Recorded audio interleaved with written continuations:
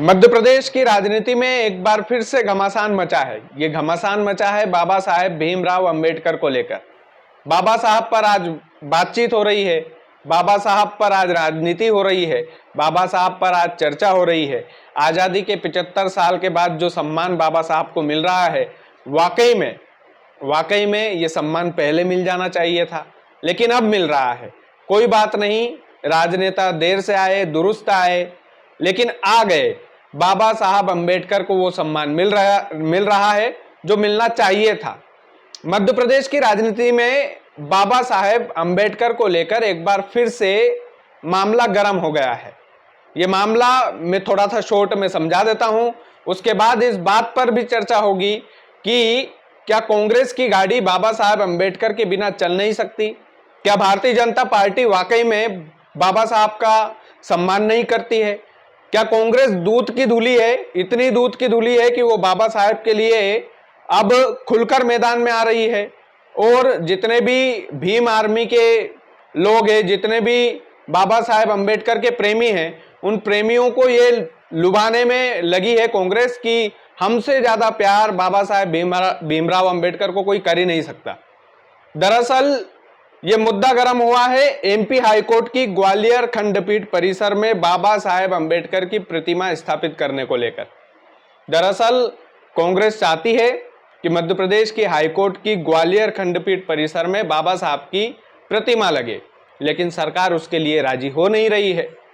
मुख्यमंत्री डॉक्टर मोहन यादव ने सीधे तौर पर बोला है कि जो अदालत फैसला करेगी वो सरकार करेगी, हमारा इसमें कोई लेना देना नहीं है। दरअसल ये जो मुद्दा था कि बाबा साहब की प्रतिमा ग्वालियर के खंडपीठ परिसर में लगे हाईकोर्ट के, ये मुद्दा था दो वकील गुटों के बीच का। दो गुट आपस में भिड़ रहे थे। एक गुट बोल रहा था कि बाबा साहब की प्रतिमा लगना चाहिए, दूसरा गुट बोल रहा था कि नहीं, प्रतिमा नहीं लगने देंगे। लेकिन इसमें राजनीतिक रोटियां सेकने के लिए कांग्रेस की एंट्री हुई और कांग्रेस पूरे मध्य प्रदेश के सामने ये जताना चाहती है कि बाबा साहेब अंबेडकर की प्रतिमा को लगाने के लिए वो लड़ाई लड़ रहे हैं। अगर ऐसा ही है तो 75 साल तक, 60-70 साल तक आपकी सरकार थी, आप कहां गए थे महाराज? दिग्विजय सिंह जी आजकल जो बाबा साहेब अंबेडकर की प्रतिमा से इतना नजदीक फोटो खिंचवाते हैं, उनकी प्रतिमा पर माला चढ़ाते हैं, उनकी पूजा आरती करते हैं, कभी आपने देखा है जब वो मुख्यमंत्री थे तब बाबा साहेब की प्रतिमा पर कभी माल्यार्पण किया उन्होंने? कभी देखने को मिला? नहीं, बिल्कुल नहीं मिला होगा। लेकिन कांग्रेस ने अभी एक और दावा किया है कि अगर सरकार नहीं मानी कि वहां पर प्रतिमा लगे तो हम ग्वालियर के फूलबाग स्थित गांधी प्रतिमा के बिल्कुल नजदीक जाकर के उपवास करेंगे और सरकार की जो सद्बुद्धि है उसके लिए प्रार्थना करेंगे। लेकिन मेन मुद्दा यही है कि क्या कांग्रेस के पास और कोई ठोस मुद्दा बचा नहीं है? मैं यूं नहीं बोल रहा हूं कि बाबा साहब की प्रतिमा लगना ठोस मुद्दा नहीं है, यह मुद्दा ठोस मुद्दा ही है। लेकिन जब कांग्रेस की सरकार थी तब कांग्रेस ने प्रतिमा क्यों नहीं लगवाई?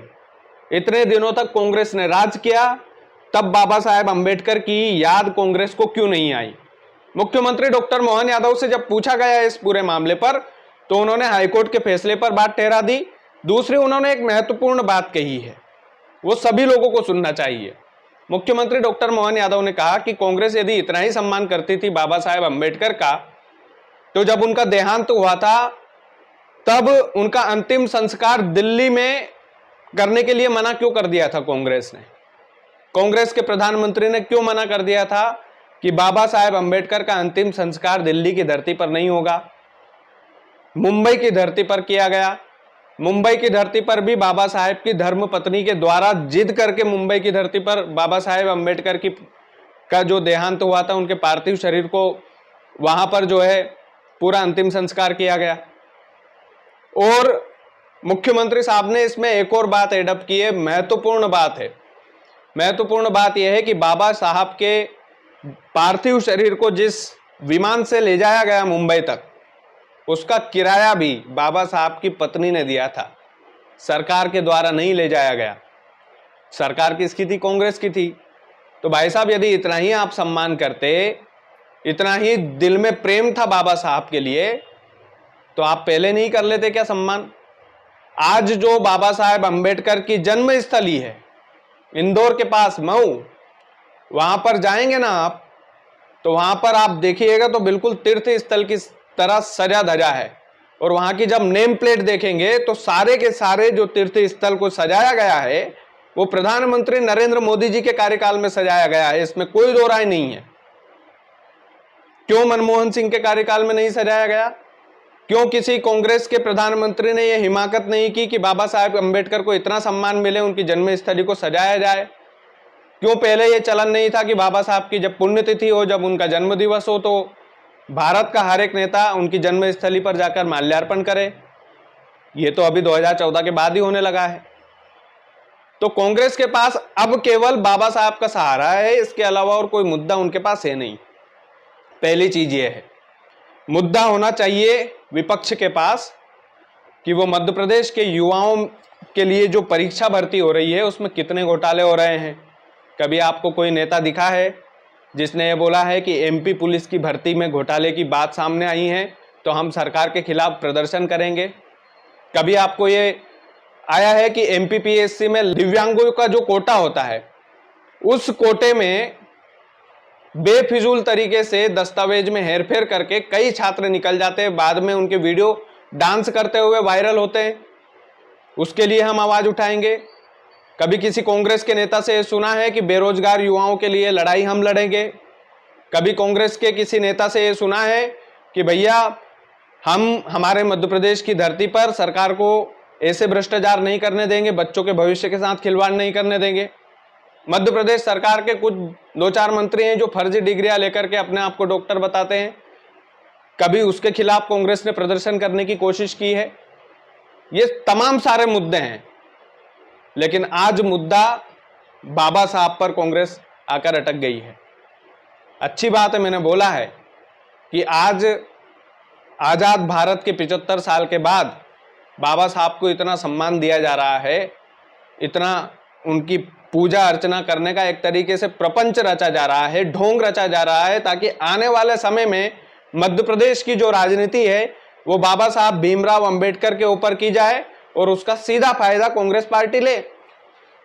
लेकिन जनता को समझदार होना चाहिए था कि जो कांग्रेस पार्टी आज बाबा साहब कर रही है वो 75 साल से बाबा साहब क्यों नहीं करती थी? वो 75 साल के कार्यकाल में कभी भी 60-70 साल के कार्यकाल में जितना भी कार्यकाल रहा, उनके कार्यकाल में कभी बाबा साहब की याद उनको क्यों नहीं आई? तो भैया अब तो यही कहना पड़ेगा ना कि बाबा साहब के भरोसे है सब कुछ। मध्य प्रदेश में राहुल गांधी आए, कार्यकर्ताओं को मोटिवेट भी किया। वो मोटिवेशन उनको कहां तक मिलेगा कहां तक नहीं मिलेगा वो आने वाले चुनाव के रिजल्ट में दिख जाएगा। लेकिन अब जो महत्वपूर्ण बात यह है कि अब तो ऐसा लगने लगा है कि बाबा साहब के भरोसे पर कांग्रेस पार्टी टिकी हुई है। बाकी आप लोग वीडियो को ज़्यादा से ज़्यादा शेयर करें। चैनल यदि आपने सब्सक्राइब नहीं किया है तो प्लीज़ कर ले। बहुत बहुत धन्यवाद।